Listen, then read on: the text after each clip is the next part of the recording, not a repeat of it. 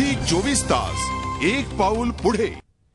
मुंबईत जायला मला कोणाच्या व्हिसाची गरज नाही असं वक्तव्य बिहारचे मुख्यमंत्री नितीश कुमार यांनी केलं खरं, पण त्यानंतर महाराष्ट्राच्या राजकारणात बरीच खळबळ उडाली होती।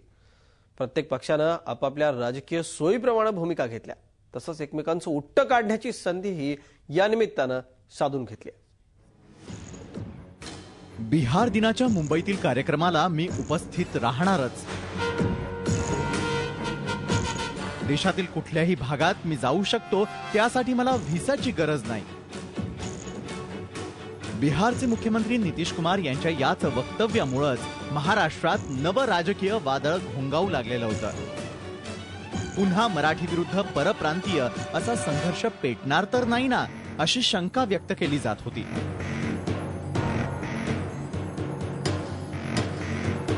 मराठीचा मुद्दा घेऊन जन्माला आलेली शिवसेना नितीश कुमारांच्या त्या वक्तव्यावर कोणती भूमिका घेतेय याकडे सर्वांचं लक्ष लागून राहिलेलं होतं।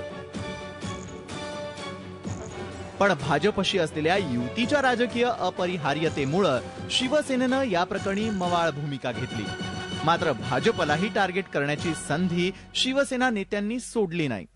प्रत्येकाला शिवसेना कशाला, दुसऱ्या सगळ्या पक्षांची भूमिका घ्या। भारतीय जनता पक्षाची सुद्धा भूमिका याच्यामध्ये महत्त्वाची आहे आणि ठीक आहे, हा दिवस साजरा करण्यामागे त्यांची काय एकूण भूमिका आहे ते पण लक्षात घ्यावं लागेल। आणि माझी अपेक्षा अशी आहे की इथून परत गेल्यानंतर 1 मेला महाराष्ट्र दिवस सुद्धा बिहारमध्ये ते असंच जल्लोषात साजरा करतील अशी अपेक्षा आहे। आणि म्हणून सुरुवातीला आमची भूमिका मांडण्यापेक्षा सगळ्यांना त्यांच्या अधिकृत भूमिका मांडू द्या, मग मी माझी भूमिका मांडेन।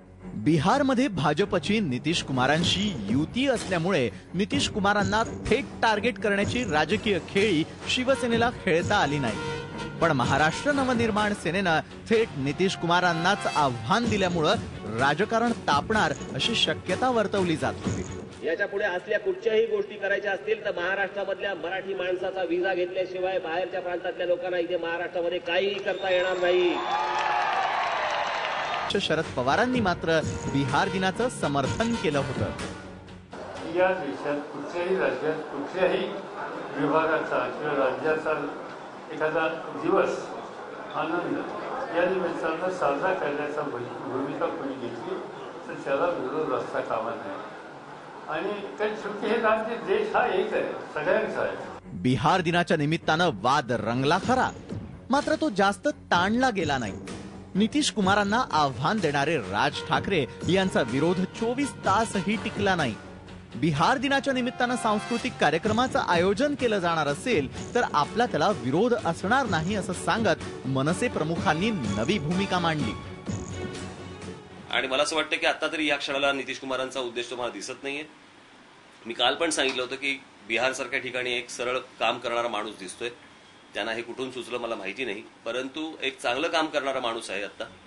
बिहार दिनाच्या कार्यक्रमाविरोधात मनसेनं रणशिंग फुंकलं होतं, पण एका फोनमुळे सगळा विरोध मावळला। या प्रकरणात सगळ्याच राजकीय पक्षांनी आपापल्या पद्धतीनं खेळी खेळण्याचा प्रयत्न केला, पण मनसेच्या खेळीनं सर्वांनाच धक्का दिला। झी 24 ताससाठी दिनेश दुखंडेसह विशाल पाटील, मुंबई। झी 24 तास एक पाऊल पुढे।